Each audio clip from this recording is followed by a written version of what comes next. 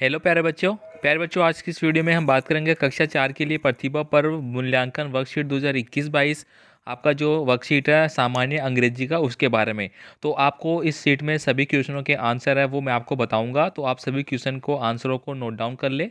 और इनकी PDF file के लिए आप हमारे टेलीग्राम ग्रुप और फेसबुक ग्रुप को ज्वाइन जरूर करें। इनका लिंक मैं डिस्क्रिप्शन बॉक्स में आपको दे दूंगा। तो चलिए प्यारे बच्चों, अब हम बात कर लेते हैं पूरे पेपर के बारे में, कौन कौन से प्रश्न हैं और आपको किस तरह से इनके आंसर लिखने हैं। तो डियर प्यारे बच्चों, यहाँ पे देखिए कौशल आपको इंपॉर्टेंट दिशा निर्देश दिए गए। ये पढ़ने के बाद आप देखिए मल्टीपल चॉइस क्वेश्चन है, जो इनके आंसर आपको 1 से 8 तक देने हैं। आपको यहाँ पे एक चित्र दिखाई दे रहा होगा, जिसमें जनवरी 2022 का जो कैलेंडर है वो आपको दिखाई दे रहा होगा। यहाँ पे कुछ इंपॉर्टेंट डे है वो आपको दर्शाए गए हैं, जैसे रिपब्लिक डे हो गया, लोहरी हो गया, पोंगल हो गया, न्यू ईयर हो गया। तो इनके बेस पे आपको कुछ क्वेश्चन पूछे जाएंगे, इनको आप अच्छे से एक बार देख लीजिए। अब यहाँ पे देखिए प्यारे बच्चों, पहला क्वेश्चन आपको दिया गया है, what do you celebrate on 14 जनवरी। तो 14 जनवरी को आप क्या सेलिब्रेट करते हैं, कौन सा पर्व बनाते हैं। तो प्यारे बच्चों, इसका आंसर भी आपको यहाँ पे दिया गया है नीचे, पोंगल। तो आपका ऑप्शन नंबर ए सही आंसर हो जाता है।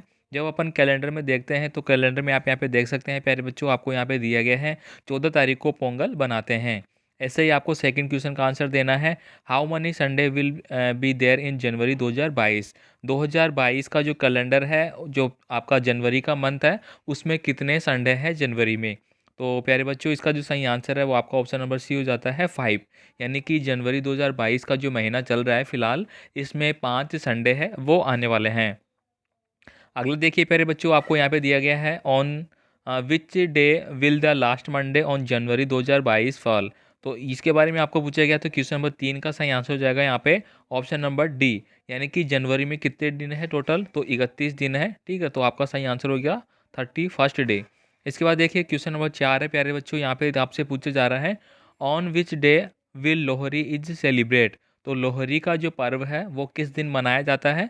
तो अभी आपने देखा जो कैलेंडर का फर्स्ट वीक था, सॉरी, जो कैलेंडर दिया गया है जनवरी फर्स्ट मंथ का, तो उसमें आपने देखा कि ट्यूसडे को मनाया जा रहा है। अब यहाँ पे मैं एक बार दिखा देता हूँ आपको।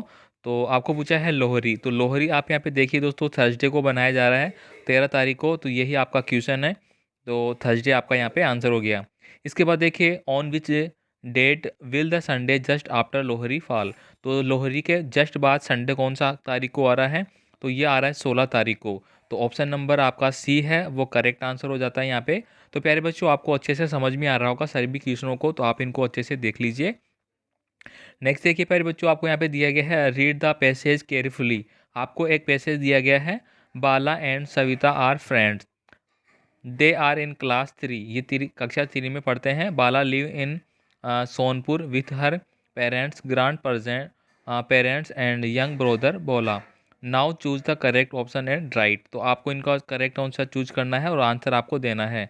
बाला and Savita are in class, कौन सी क्लास में पढ़ते हैं। तो अपन ने यहाँ पे पढ़ा कि वो कक्षा 3 में पढ़ते हैं, तो आपका ऑप्शन नंबर है वो बी करेक्ट आंसर हो गया। इसके बाद देखिए प्यारे बच्चों, यहाँ पे क्वेश्चन नंबर 7 आपसे पूछा जा रहा है, वेयर डज बाला लिव। तो वो कहाँ पे रहता है, तो वह सोनपुर में रहता है। तो बी नंबर का ऑप्शन आपका करेक्ट आंसर हो गया। तो साथ साथ आपको आंसर भी यहाँ पे दिया जा रहा है। नेक्स्ट देखिए क्वेश्चन नंबर 8 है, right the opposite of older. तो ओल्डर जो शब्द दिया गया है, ओल्ड का मतलब ओल्डेस्ट हो गया, यानी कि पुराना। पुराना, ओल्डेस्ट यानी पुराना। तो इसका विलोम शब्द अपोजिट का मतलब क्या होता है प्यारे बच्चों, यहाँ पे मिलोम होता है। तो इसका विलोम हो गया यहाँ पे यंग, सॉरी, न्यूअर। न्यूअर का मतलब नवीन और ओल्डर का मतलब पुराना। तो यहाँ पे सही आंसर आपका डी हो गया। तो प्यारे बच्चों, नेक्स्ट देखिए, यहाँ पे क्वेश्चन 9 से 13 के आपको आंसर देने हैं। यहाँ पे रीड द स्टोरी, एक स्टोरी आपको दी गई है, इसको आपको पढ़ना है। मैं आपको यहाँ पे दिखा देता हूँ एक बार। Once there was a jungle, the lion was the king of the jungle. एक टाइम में एक जंगल था और उसका राजा एक शेर था, किंग था वहाँ का। देर वर 3 रेबिट्स, वहाँ पे क्या कहते हैं, 3 रेबिट। 3 रेबिट का मतलब 3 खरगोश उस जंगल में थे। ठीक है, दे वर डांसिंग, वह डांस कर रहे थे। दे वर हैविंग फन, वो एंजॉय करते हैं। ए लोइन कम, वहाँ पे एक शेर आ जाता है। द रेबिट वार अफेड, यानी कि जो आपके खरगोश थे वो क्या होते हैं, डर जाते हैं। An elephant come there for their help, और वहाँ पे एक हाथी है वो उनकी मदद के लिए आता है। तो इस तरह से एक यहाँ पे स्टोरी दी गई है। अब चलिए इनका आंसर अपन देख लेते हैं। तो प्यारे बच्चों यहाँ पे क्वेश्चन नंबर 9 है, who was the king of the jungle. जंगल का जो राजा है वह कौन था? तो इसका आंसर आपको यहाँ पे दिया गया है, the lion was the king of the जंगल।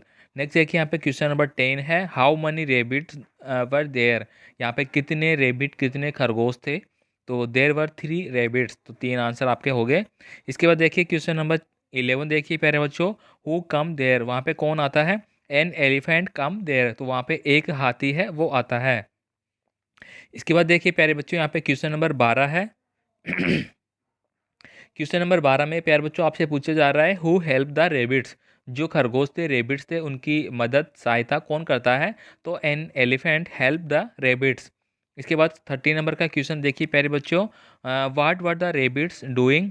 तो द रेबिट्स वर डांसिंग। यानी रेबिट्स, वो खरगोश है, वो क्या कर रहे थे? तो वह डांस कर रहे थे। इसके बाद देखिए प्यारे बच्चों यहाँ पे आपको लॉन्ग आंसर वाले क्वेश्चन है, क्वेश्चन नंबर 14 और से 16 तक। तो प्यारे बच्चों आपको यहाँ पे दिख रहा होगा एक हाथी का चित्र है, इसको आपको ध्यान से देखना है, ठीक है, और 2 वाक्य आपको इसके लिखने हैं। तो आप इसको देख लिया होगा केयरफुली। अब यहाँ पे 2 वाक्य अपन लिख लेते हैं। पहला वाक्य है, दिस इज एन एलिफेंट। ये एक हाथी है। सेकंड है, the elephant is big animal. जो एलिफेंट है वो एक बहुत बड़ा जानवर है। तो प्यारे बच्चे आपने इसको लिख लिया होगा।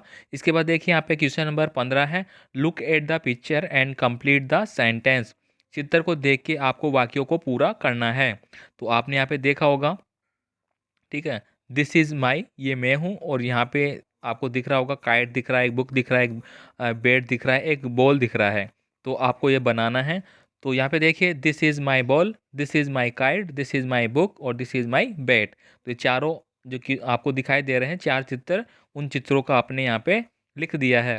क्वेश्चन नंबर 16 देखेंगे प्यारे बच्चों, आपको यहाँ पे दिया गया है, use capital letter, full stop and question mark in their sentence. यानी कि नीचे दिए गए जो वाक्य हैं इनको आपको कैपिटल लेटर में पूर्ण विराम और प्रश्नवाचक जो चिन्ह है वो बना के आपको लिखना है। तो प्यारे बच्चों आपको यहाँ पे दिख रहा होगा, तो आप यहाँ पे देखिए, पहला दिया गया है सविता इज बालाज फ्रेंड। तो यहाँ पे फुल स्टॉप नहीं लगाया गया लास्ट में, तो यहाँ पे फुल स्टॉप आप देख सकते हैं, Savita is Bala's friend. Next देखिए, Arif live on Gandhi road. तो आरिफ देखो पहला वर्ड है, उसमें आपने कैपिटल बना दिया है। Lives on Gandhi road.